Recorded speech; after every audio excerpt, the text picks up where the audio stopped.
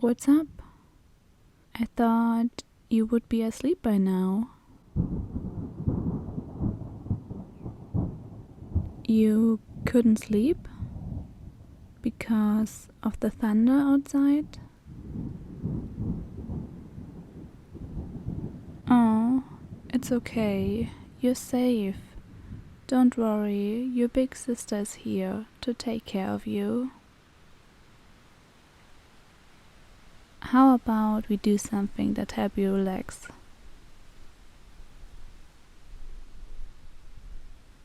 Yeah? Okay, good. How about I make you a cup of tea? Okay, I'll be right back.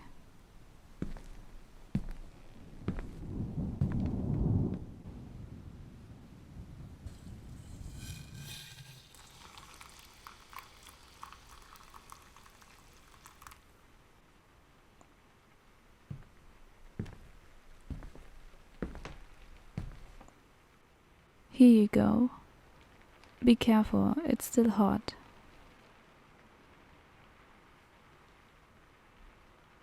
So, now I could brush your hair. I remember you loved it when we were kids. After that, we could cuddle, and after that, I could read you a bedtime story. So, what do you think?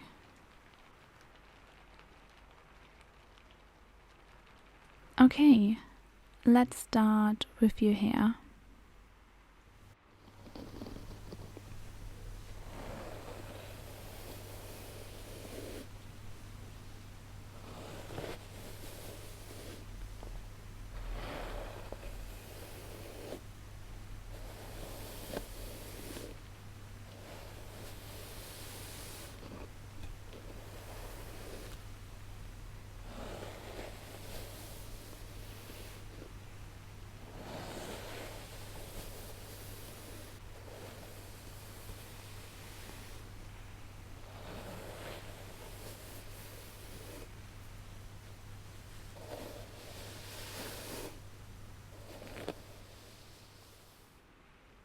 Did you like it? I'm glad. So, next, it's cuddle time. Come here.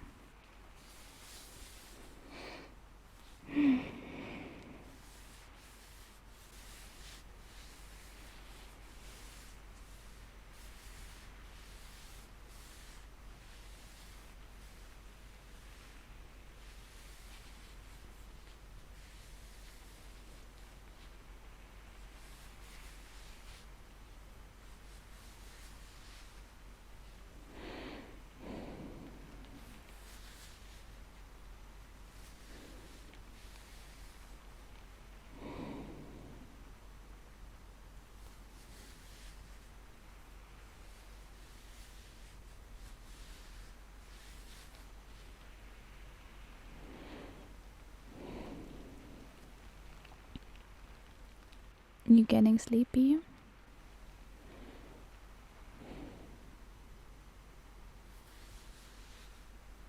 You look tired already. It's okay, you can fall asleep.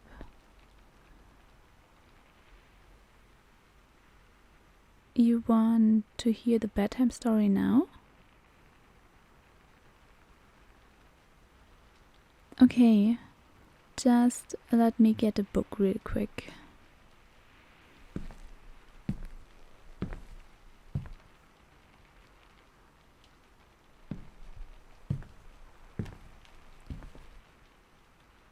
I got the book.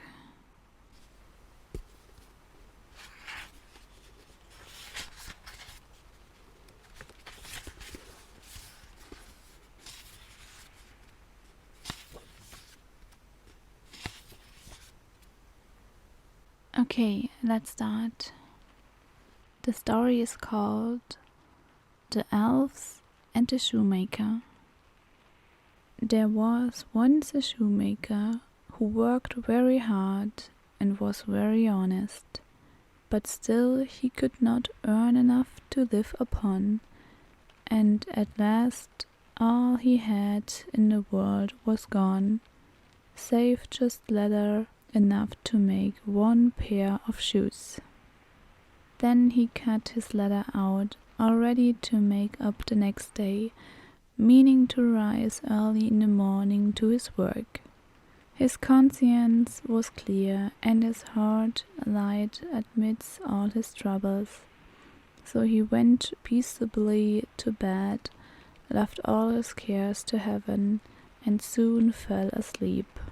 In the morning, after he had said his prayers, he sat himself down to his work, when, to his great wonder, there stood the shoes already made upon the table. The good man knew not what to say or think at such an odd thing happening. He looked at the workmanship. There was not one false stitch in the whole job. All was so neat and true that it was quite a masterpiece.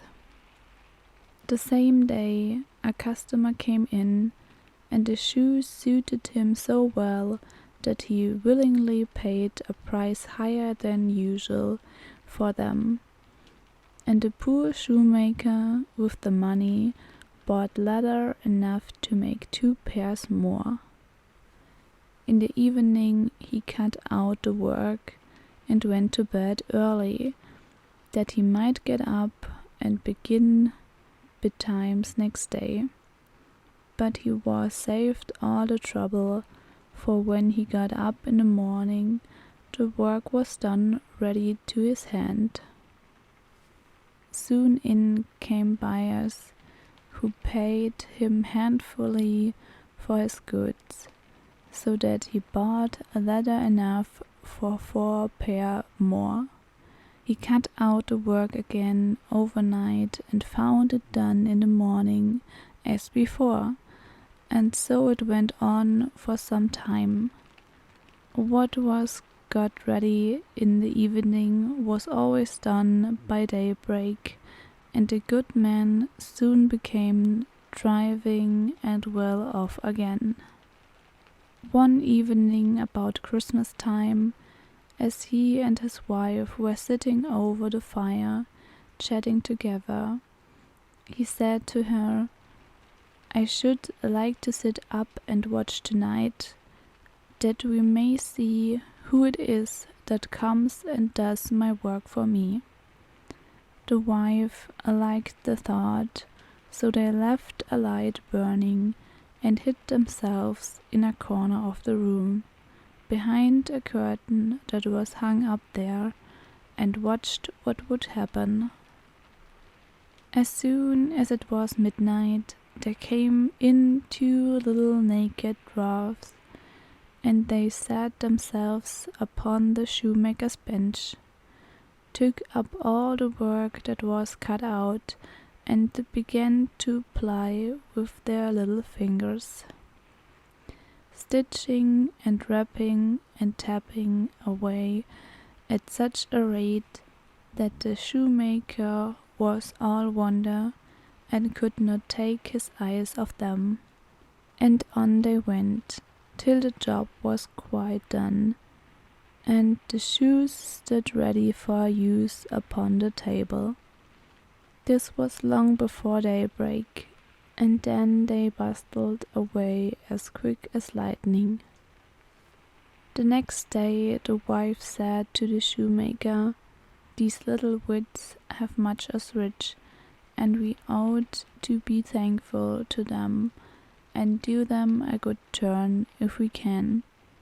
I am quite sorry to see them run about as they do, and indeed it is not very decent, for they have nothing upon their backs to keep off the cold. I'll tell you what, I will make each of them a shirt and a coat and waistcoat and a pair of pantaloons into the bargain, and do you make each of them a little pair of shoes.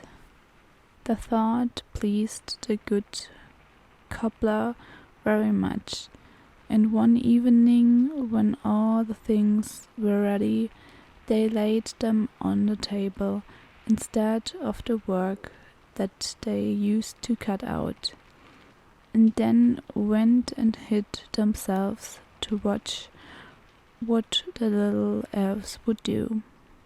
About midnight in they came, dancing and skipping, hopped round the room, and then went to sit down to their work as usual. But when they saw their clothes lying for them, they laughed and chuckled, and seemed mightily delighted.